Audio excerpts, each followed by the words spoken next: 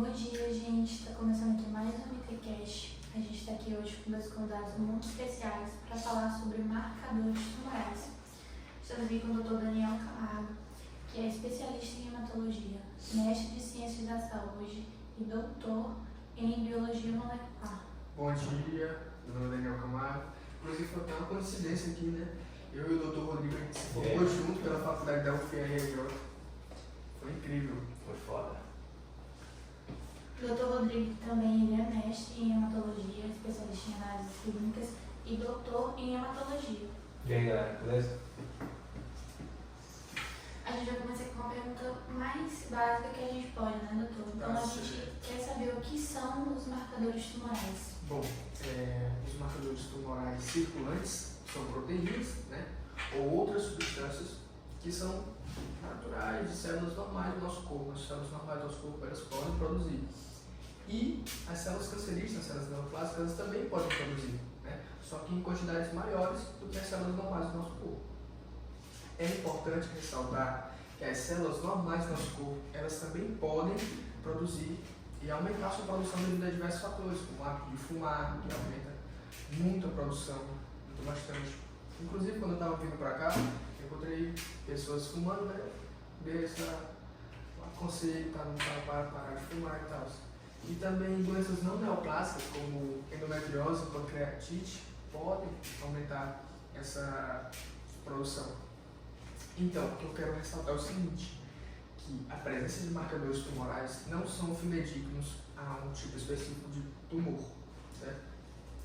Então, além disso, em todas as células normais do corpo, elas podem produzir e também pode ter a presença de um câncer, de uma doença neoplásica, sem que os marcadores tumorais estejam meio que presentes, né? A gente pode sim ter um câncer de próstata, só que o PSA normal, que o PSA é o marcador tumoral do câncer de próstata. Essas proteínas, elas podem ser encontradas no sangue, urina e fezes. E ultimamente está tendo utilizados como marcadores tumorais expressões gênicas e mutações, que essas sim são fidedignas a um tipo específico de tumor. E a gente está vendo aqui no chat também que agora no momento a gente tem 539 pessoas assistindo a gente. Caraca! Muita gente, hein? Quase um recorde.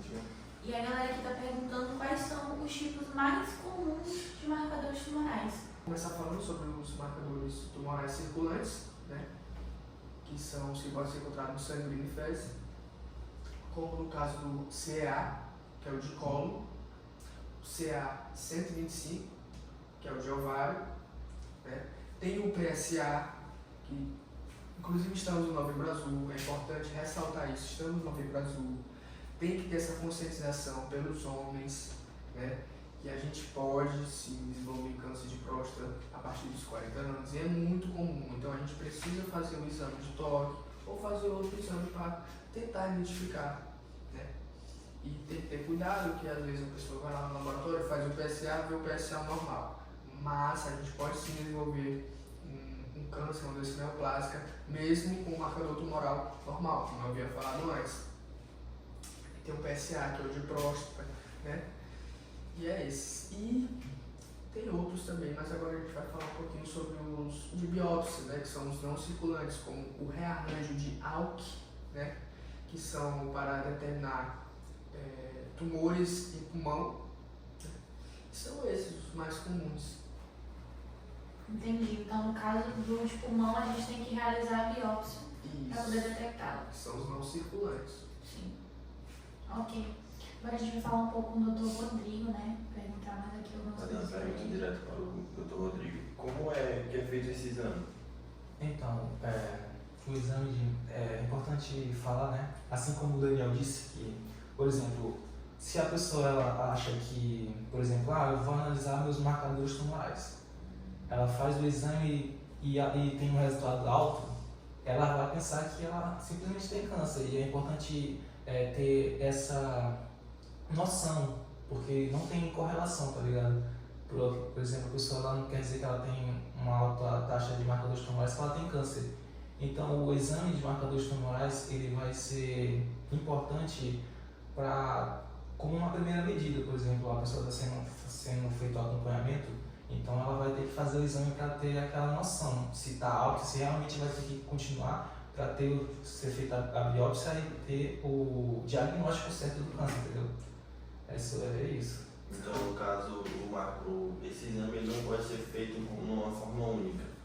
Exatamente, ele não pode ser feito o diagnóstico. O exame ele vai ser importantíssimo no acompanhamento. Por exemplo, a pessoa tem uma alta taxa, quando ela já tem câncer ela tem uma alta taxa, mas não quer dizer que quando ela tem câncer ela tem que ter uma alta taxa. Tem situações em que ela não tem a taxa alta, mas, por exemplo, se ela vai dar início à quimioterapia, ela vai fazer o exame, vai dar taxa alta, e aí ao longo do acompanhamento a taxa vai caindo, e a pessoa vai ter noção de que está tendo resultado da quimioterapia, entendeu? É isso. E aí, mas tem casos em que, por exemplo, no início da quimioterapia ela vai ter um aumento da produção. E é importante ressaltar isso, que, por exemplo, como o meu amigo Daniel falou, a alta taxa de marcadores tumorais pode ser desenvolvida por várias situações. Uma inflamação, por exemplo, fumar e outras correlações, por exemplo, pancreatite, endometriose. Um aumento, por exemplo, um aumento da próstata pode causar também aumento de marcadores tumorais. E é isso. No chat estão perguntando muito aqui sobre como os marcadores tumorais eles são usados no tratamento de câncer. Então, foi como eu falei, a pessoa vai fazer o exame pelas etapas e vai acompanhando se está tendo controle, tá ligado? Se o câncer vai realmente diminuir e se vai ser combatido com a análise dos marcadores tumorais, entendeu? Sim, então no caso eles são utilizados no acompanhamento do avanço da doença, São né? principalmente no acompanhamento para ter, mas eles não podem ser dados como diagnóstico. Não pode ser usado de uma forma direta. Quais são as limitações dos marcadores tumorais? O que a gente pode entender sobre as limitações é o seguinte: mesmo que haja marcadores tumorais apontando algo, pode não haver doença neoplásica. As células normais do nosso corpo, como eu havia dito, elas podem sim produzir maior quantidade por diversos fatores, como o hábito de fumar, doenças não neoplásicas como endometriose, pancreatite. E uma limitação que também vale ressaltar é que às vezes a gente pode ter a doença mesmo com os marcadores tumorais meio que inativos. E também a gente estava passando agora pela campanha do... É importante, mesmo que a gente comente sobre o Novembro Azul, a gente tem que comentar também sobre o Outubro Rosa, que é o CA15-3. No caso é o de tumor de mama. Esse é o marcador tumoral do tumor de mama, que é o CA15-3.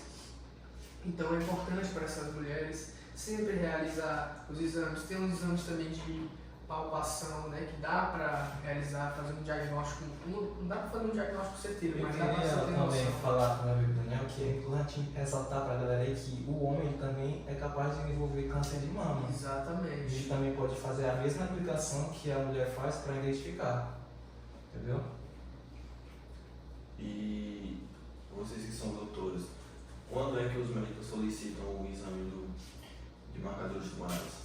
Bom, por exemplo, eu vou dar um exemplo, Se o paciente fez um exame de hemograma, encontrou presença de blastos, de células mieloides, é um indício para o médico encaminhar para um hematologista e esse hematologista solicitar o marcador tumoral da biópsia, que a biópsia é o aspirado da medula, o aspirado de medula, Pode ser feito tanto aqui quanto aqui na região da coluna, E, por exemplo, se o paciente fez o exame de rotina e encontrou o PSA alterado, ele já é um indício, Entendi. Então, gente, a gente vai ficando por aqui. A gente queria agradecer a todo mundo que está aí no chat, assistindo a gente e comentando. Muito bom ter vocês aqui, doutor. A gente queria agradecer a participação de vocês. Uma honra estar aqui presente